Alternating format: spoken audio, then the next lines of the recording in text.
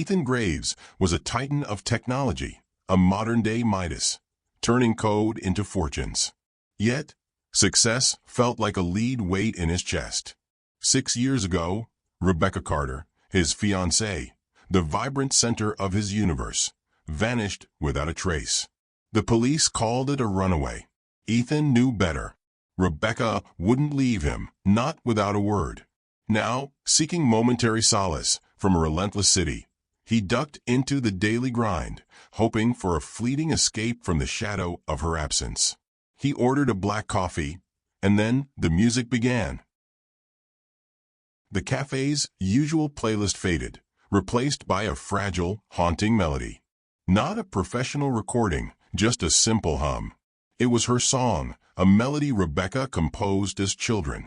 It was a song she only hummed when lost in thought, as she played with her hair, the melody escaping her like a sigh. The same tune she sang on the night she accepted his proposal. That song had only been saved in a hidden file on Rebecca's phone, which was lost for good. Ethan's breath hitched. Impossible. The rational part of his brain screamed coincidence. But the ache in his heart overruled logic. Could it be her after all this time? His gaze, drawn by an invisible force, fixed on a young woman behind the counter. Chestnut hair pulled back, framing a face both familiar and achingly different. She was wiping down the bar, lost in the rhythm of her task, the ethereal hum floating around her. It was Rebecca's bone structure, the delicate curve of her jaw, the way she tilted her head. But the joy in her eyes, the spark of life he remembered, was gone, replaced by a quiet sadness. Amina Lena Hart, she was introduced by the cafe owner. The name was alien, but her face was all too well known. If this wasn't Rebecca, then who was that woman he had loved for so long? He hesitated, caught in a vortex of conflicting emotions. A deep breath, and he spoke. "Excuse me, may I ask your name?" She turned, her eyes locking with his. Warm brown eyes, yes, but devoid of recognition. No flicker of familiarity. Lena Hart, she replied, a polite but distant smile gracing her lips. The name was a hammer blow. His Lena was Rebecca. She knew only her life, and had no information about the Carter family. He stared, trying to penetrate the wall of amnesia, willing her to remember. Hours went by, or so it seemed. He observed her every movement, every interaction. The way she comforted a crying child, the easy banter with her colleagues. Not a glimmer of their shared past. But deep within, Ethan knew that he would solve this mystery. As Lena's shift ended, Ethan's desperation reached a fever pitch. He couldn't lose her again. He waited outside, the city lights reflecting in the rain-slicked streets. He took a step forward, his heart pounding against his ribs. "Lena," he called out, his voice tight with urgency. She stopped, startled. "Do I know you?" Her brow furrowed in confusion. With trembling hands, Ethan pulled out his phone. He scrolled through countless photos until he found it, a picture taken weeks before her disappearance. Him and Rebecca, on a rooftop overlooking the city. "Look," he pleaded, holding the phone out to her. "This woman, it's you. It's us." Lena's eyes widened as she studied the image. A flicker of something flickered across her face. Confusion morphed into fear, then a desperate denial. I don't know who that is. I've never seen that picture before. Please leave me alone." She rushed away, disappearing into the anonymity of the crowd. The flicker. That was all it took. That fleeting spark of recognition confirmed his deepest hope and his greatest fear. Someone had stolen her memories. The why was a dark enigma, but he knew one thing. He would stop at nothing to bring her back. Sleep was a battlefield of fragmented memories. Ethan reached out to Mason Blake, a private investigator who had become a reluctant friend during Rebecca's initial disappearance. He relayed the impossible story. Amnesia? 6 years later? Ethan, this sounds like something out of a movie. But Mason saw the raw desperation in Ethan's eyes, the unwavering belief that bordered on obsession. He agreed to investigate. Mason's investigation uncovered a chilling truth. Lena Hart was a blank slate before 6 years ago. No records, no trace. She was found unconscious near a deserted road, suffering from severe head trauma and complete amnesia. The doctors suspected a fall. But if it was an accident, why hadn't anyone come looking for her? Why hadn't she been reported missing? "Something's not right," Ethan said, his voice a low growl. He refused to believe it was a coincidence. Someone had wanted Rebecca to disappear. While Mason delved deeper, Lena began experiencing unsettling events. Shadowy figures lurking in the periphery, hushed whispers in the dark. One night, a chilling message, delivered by an anonymous voice: "Forget the past. It's better left buried." Paranoia turned into palpable fear. Desperate, she reached out to Ethan, the only person who offered a sense of safety in this terrifying new reality. Ethan raced to her side, his heart pounding. He took her hands, his eyes filled with concern. "Lena, you're not alone. I promise I won't let anything happen to you." His touch sent a shiver down her spine.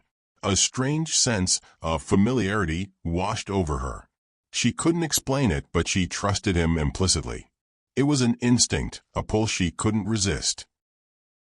Back in Mason's office, the investigator presented a new piece of the puzzle: an old photo of Rebecca standing on a rooftop terrace, wearing a wedding dress. A wave of nausea washed over Lena as fragments of memories resurfaced. The rooftop, the dress, the joy, and then a voice. Sophia, her cousin. "Sophia," Lena gasped, her voice barely a whisper. She pushed me?" The dam of repressed memories burst, flooding her mind with the truth. It wasn't an accident. It was a calculated act of malice, orchestrated by the one person she had considered family. Ethan's fury was a palpable force. But they needed concrete evidence. Mason discovered that Sophia Dawson was living a lavish life, untouched by her crime. A high-society gala was on the horizon. "This is our chance," Ethan declared, his eyes burning with determination. The Paramount Hotel shimmered with opulence, a stark contrast to the darkness hidden beneath Sophia's polished facade. Ethan and Lena found her, laughing, carefree, oblivious to the storm brewing. Their eyes met. The air crackled with unspoken accusations. "You stole my life," Lena said, her voice a chilling whisper amidst the party's clamor. Sophia's face contorted with a mix of shock and fury. "Rebecca? You're supposed to be dead."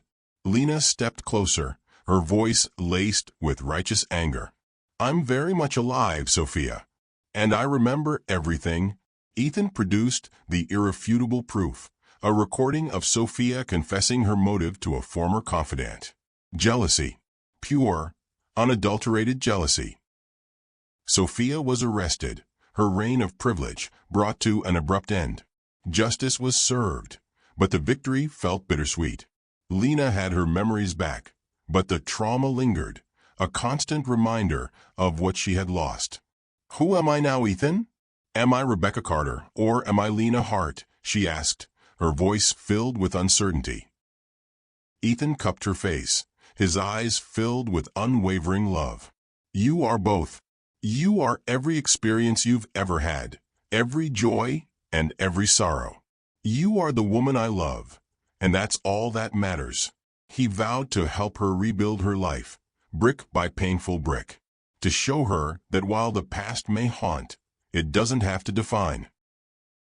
He courted her anew, rediscovering the magic they had shared, while gently guiding her through the process of reclaiming her past. He filled their days with laughter, adventure, and the unwavering reassurance of his love. A year passed, filled with healing and rediscovery. Lena began to integrate her two identities, finding strength in her past and hope in her present. And then one day a letter arrived. addressed to Rebecca Carter, postmarked from a small town in Ireland. Inside, a faded photograph and a handwritten note. Dearest Rebecca, if you ever find this, know that your father never stopped looking for you. The letter spoke of a loving father, a life left behind, a family she never knew she had. Ethan knew what he had to do. He booked 2 tickets to Ireland, determined to help Lena/Rebecca reconnect with her lost family. The journey was fraught with emotion. Would they accept her? Would she even remember them? They arrived in a quaint village, nestled amidst rolling green hills. Her father, a kind-faced man with eyes that mirrored her own, greeted them with tears of joy. He had never given up hope, clinging to the belief that his daughter was still alive. The reunion was emotional, overwhelming. Lena/Rebecca found herself embraced by a family she never knew she yearned for. She learned about her childhood, her dreams, her life before the accident. It was like piecing together a broken mirror, seeing fragments of herself reflected in the stories of her family. But amidst the joy, a new darkness emerged. Her father revealed that her disappearance wasn't entirely random. He had been involved in a business dispute with a powerful, ruthless man. A man who might have had a motive for silencing his daughter. Suddenly, everything clicked into place. Sophia hadn't acted alone. She had been manipulated, used as a pawn in a much larger game. Ethan and Lena/Rebecca were in danger. They returned to New York, determined to uncover the truth and expose the man who had orchestrated their suffering. The investigation led them down a rabbit hole of corporate greed, hidden agendas, and dangerous secrets. They faced threats, intimidation, and close calls. But they refused to back down, driven by the burning desire for justice and the unwavering strength of their love. The climax arrived during a tense standoff at a secluded estate. The man responsible for their pain was revealed, a powerful figure who had underestimated the resilience of their love. In a dramatic confrontation, the truth was exposed, and justice finally prevailed. With their tormentor brought to justice, Ethan and Lena/Rebecca could finally begin to heal. They returned to the beach where they had first fallen in love, the waves washing away the remnants of their past. Ethan knelt, holding out the same ring he had given her years ago. Rebecca Carter, Lena Hart, no matter what name you choose, you are the woman I will love for all eternity. Will you marry me again and again for all the lifetimes to come? Tears streamed down her face as she whispered, "Yes, Ethan. Always yes." Their love had survived loss, betrayal, and amnesia. It was a love that had been tested and refined, a love that would endure forever. As the sun set, painting the sky in vibrant hues, they stood hand in hand, ready to face whatever the future may hold. Because they had learned that love is not just a feeling, but a choice to fight for each other, to believe in each other, and to never give up on the possibility of a second chance. A second chance rewritten even better than the first. What's the most unexpected thing that's ever happened in your love life? Share your stories in the comments below. And if this story touched your heart, please give it a thumbs up and share it with someone who believes in second chances.